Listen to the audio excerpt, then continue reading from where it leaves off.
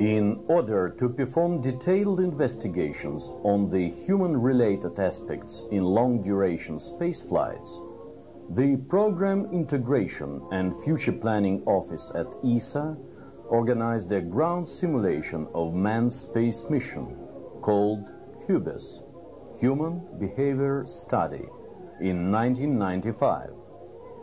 The space mission selected as a model for HUBES was the Euromir 95 flight.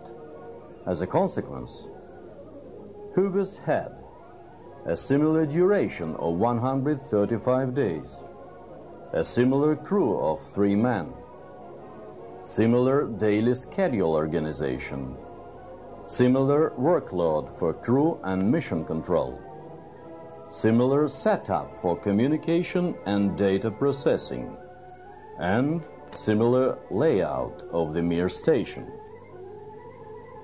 The main objectives for the HUBES was to improve knowledge on human requirements for extended space missions. The Directorate of Manned Spaceflight and Microgravity had the overall project lead and direction.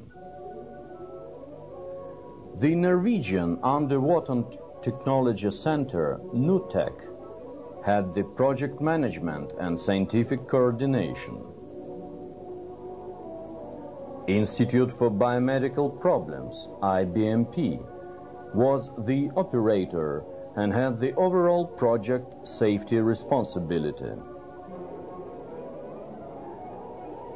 The HUBES scientific themes were individual performance, group behavior, physiology, chronobiology, and nutrition. The project had the following phases: mission definition and development of mission protocol, mobilization, integration, and training phase, ending with dry run. After the isolation phase, there were examinations and reporting. Training phase 1 lasted from 15th of June to 15th of July 1994. It consisted of a basic training period for 2 weeks and a specialized training period for 2 weeks. The principal aim was to give the crew necessary knowledge and skill required for the mission success. This meant that each of the crew members had to acquire a sufficient level of proficiency in their operational areas. Training phase 2, mission training, lasted from 15th of July and up to the dry run. This was combined with the crew assignment, where a message was given on who should be the prime crew and who should be backups.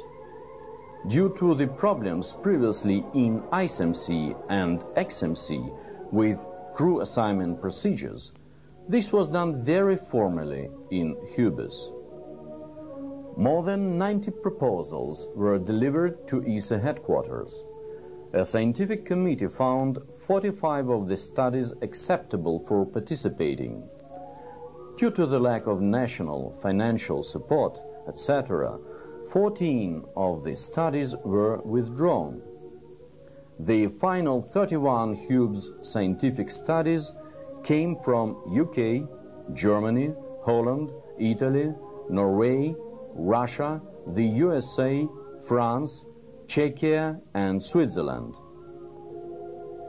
The dry run lasted for 2 days, from 12 a.m. the 23rd of August to 12 a.m. the 25th of August 1994.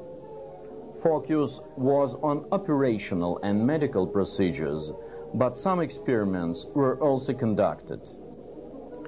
A debrief with the crew was conducted after the dry run, but very few practical problems had occurred.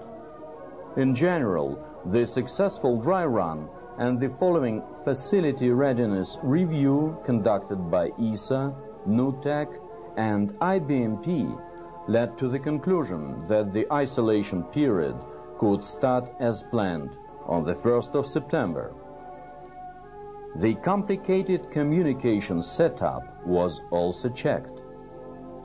As can be seen here, the majority of status questionnaires were on computers.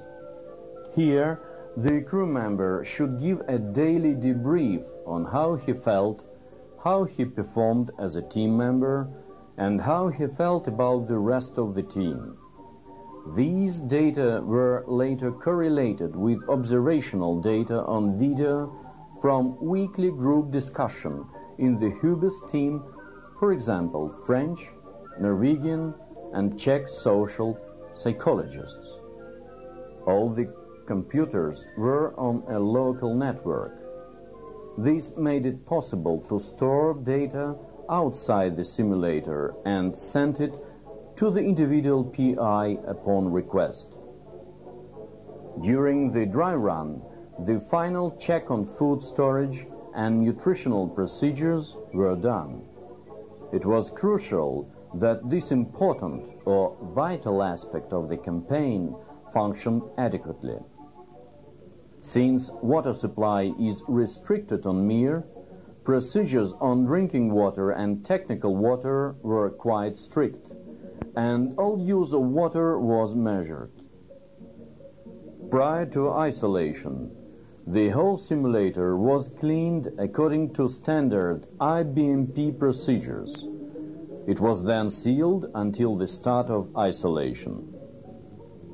All environmental parameters was also checked again and calibrated, such as oxygen, CO2, temperature, humidity, and contamination.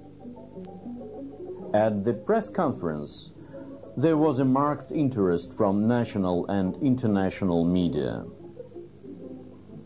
Director Grigoriev opened the press conference by informing the audience about the objective of the HUBES campaign. The three candidates finally selected were Vasily Lukyanuk, Vladimir Karashtin, and Igor Nichiparuk, all physicians in space medicine, and two of them trained cosmonaut candidates. The two backups were Alexander Andryushkov, a journalist and a trained cosmonaut candidate, and Sergei Filipenkov, a physician. The medical responsible for HUBES was Dr. Manovtsev from IBMP. After the press conference, the crew went over to the simulator for starting the isolation period. On the 1st of September 1994, at 1:03, the three crew members went into the simulator and they should stay there for 135 days. The exit should take place on the 14th of January 1995. Hopefully, they hadn't forgotten any vital equipment. Now it was too late.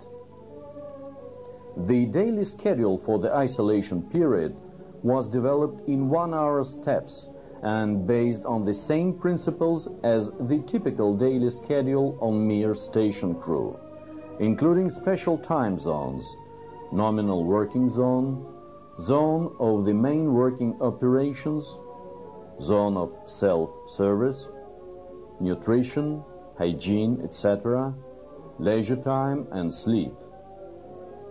The crew woke up at 7 a.m.